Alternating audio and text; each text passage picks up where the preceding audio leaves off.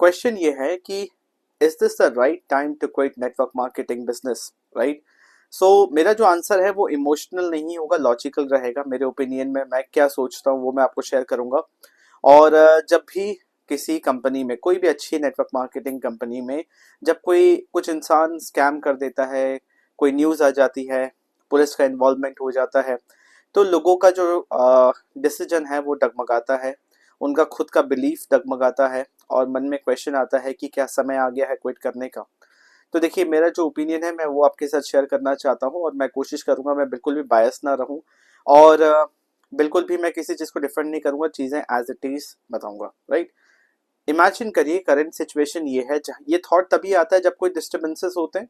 Imagine करिए कि अभी सिचुएशन ऐसा है कि कोई स्कैम पकड़ा गया, कुछ लोग गलत तरीके से गलत प्रैक्टिसेस कर रहे थे, वो सामने आ गए, पुलिस इन्वॉल्व हो गया, राइट? किसी भी तरीके से ऐसा एक माहौल बन गया जहाँ पे काम करना मुश्किल है, जहाँ पे मार्केट नेगेटिव लग रहा है, हमारे प्रोस्पेक्ट्स हमें नेगेटिव रिस्पॉन्स दे रहे हैं, वीडियो कोई सर्कुलेट हो गया, वो चीज़ें देखने को मिल रही हैं, तो आपका अपना कॉन्फिडेंस डगमगाता है और उस सिचुएशन में ये क्वेश्चन आता है, राइट? हमेशा से देखा गया है नेटवर्क मार्केटिंग जो इंडस्ट्री है, अगर आप ध्यान से समझें, इंडस्ट्री में कोई प्रॉब्लम नहीं रहा है, क्योंकि अगर इंडस्ट्री लेवल पे इशू होता तो आज 25-30 साल से इंडिया में और ग्लोबली अराउंड 100 ईयर्स से ये इंडस्ट्री नहीं चल रहा होता। आप देखो, हर देश में इस कॉन्सेप्ट से काम किया जाता है। अच्छी कंपनीज का जो ट्रैक रिकॉर्ड है, आप देखोगे 25-30 साल से कंपनी ऑपरेट कर रही है ना? अगर ये इलीगल होता तो गवर्नमेंट बैन कर चुकी होती। आज भी इलीगल है तो मैं कहता हूँ गवर्नमेंट बैन कर दे, इलीगल कर दे, इसको घोषित कर दे। बट डायरेक्ट सेलिंग रूल्स है, नेटवर्क मार्केटिंग रूल्स हैं 2021 से, जहाँ पे लॉज बने, पॉलिसीज बने। और अगर गवर्नमेंट ने लॉज एंड पॉलिसीज बनाए, दैट मीन्स इंडस्ट्री या मॉडल तो सही है, अगर गलत होता तो नहीं हो पाता। तो अब आते हैं प्रॉब्लम कहाँ पे। प्रॉब्लम है कुछ लोगों के गलत प्रैक्टिसेस में, कुछ लोगों के काम करने के तरीके में। और जब ऐसा माहौल बनता है तो इंसान डर से डिसीजन लेता है, कंफ्यूजन से डिसीजन लेता है। मेरी बात समझ पा रहे हैं? जब सब कुछ सही होता है तो उसको अच्छा लगता है, बट जब कुछ चीज डगमगाता है तो वो सोचने समझने का शक्ति सबसे पहले खो देता है। अगर आप एक अच्छी नेटवर्क मार्केटिंग कंपनी, मेरी बात ध्यान से समझिए मैं कैसे देखता हूँ। आज अगर मैं एक एक्टिवली एक अच्छे नेटवर्क मार्केटिंग कंपनी में हूँ, जिसके जेन्युइन प्रोडक्ट्स है, अच्छे प्रोडक्ट्स है, वो कंपनी ग्लोबल कंपनी है, बहुत सारे देशों में है, तो मैं देखूंगा अभी ये सिनेरियो बना, कुछ लोगों ने गलत किया, बट क्या और देशों में सही तरीके से चल रहा है कंपनी, सही तरीके से चल रहा है बिजनेस? क्या प्रोडक्ट्स के एक्चुअल में यूजर्स हैं? ठीक है, दैट मीन्स ये कोई चिट फंड वाला कंपनी नहीं है जो सिर्फ मनी सर्कुलेशन हो रहा है या फिर रिक्रूटमेंट बेसिस पे कुछ हो रहा है। यहाँ जेन्युइन प्रोडक्ट्स हैं, तो ये अच्छी कंपनी का पहचान है। कंपनी का ट्रैक रिकॉर्ड देखूंगा कितने साल पुराना है, एटलीस्ट 10 साल होना चाहिए, है ना? एक अच्छी कंपनी का पहचान ही होता है। मैं ये नहीं कह रहा कि उससे कम ट्रैक रिकॉर्ड के लोग जो कंपनीज जो है वो खराब है, नहीं। मैं एक ऐसी चीज पे बात कर रहा हूँ जिसपे आप बेट कर सकते हो, ठीक है, जो आंख बंद करके बेट किया जा सकता है।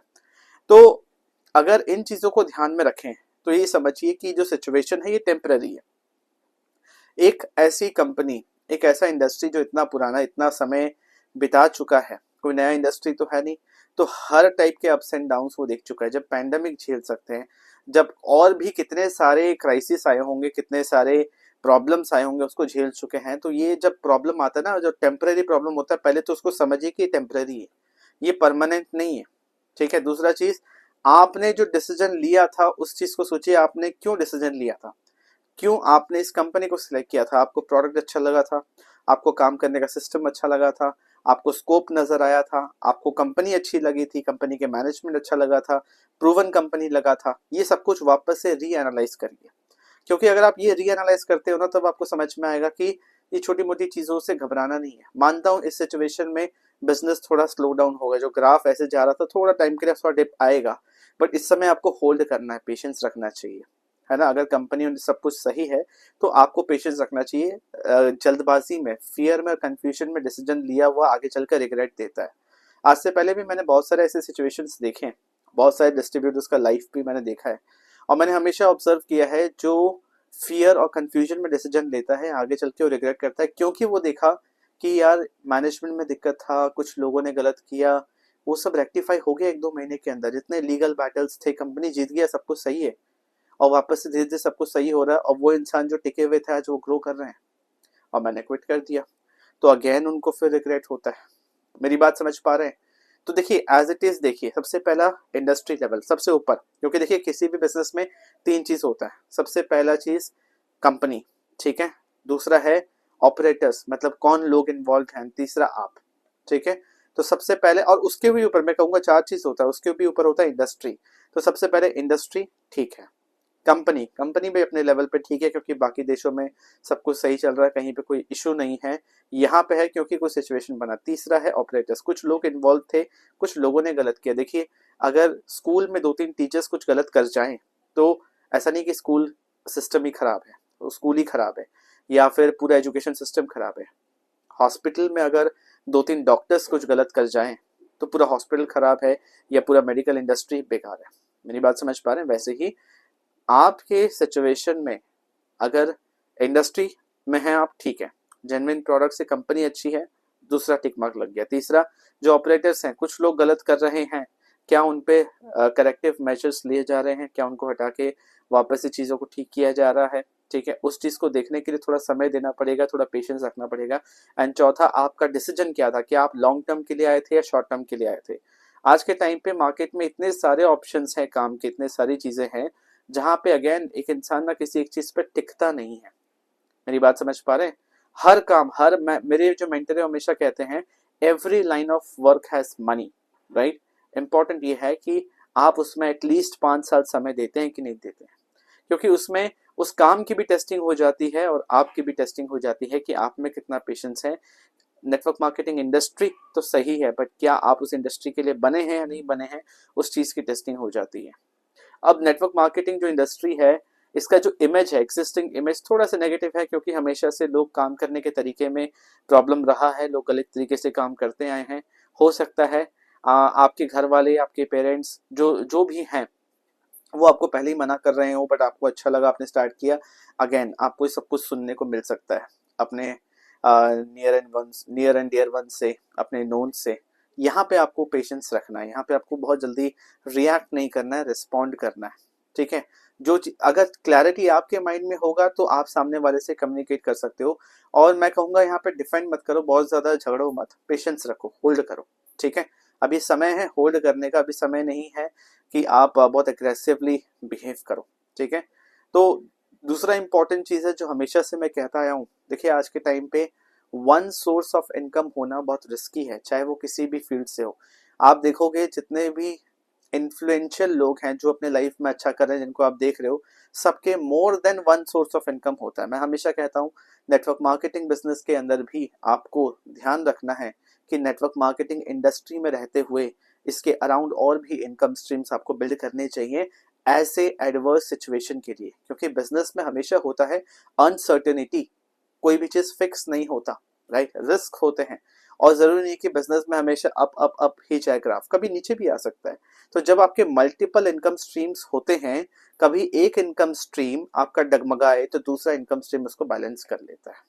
मेरी बात समझ पा रहे हैं? तो आपको फोकस करना चाहिए, अपने स्किल्स पे काम करिए, ठीक है, खुद पे काम करिए, अपना डिस्ट्रीब्यूशन बनाइए, अपना इन्फ्लुएंस बनाइए, अपना सोशल प्रेजेंस बनाइए और मल्टीपल इनकम स्ट्रीम्स पे काम करिए। ऐसे सिचुएशंस को डील करने के लिए फियर या कंफ्यूजन से डिसीजन मत लीजिए, राइट, लॉजिकली सोचिए, हर चीज को लिखिए, राइट, थिंक ऑन पेपर। मैं हमेशा कहता हूँ थिंक ऑन पेपर, खुद से बैठे बैठे ना कंफ्यूजन होता है।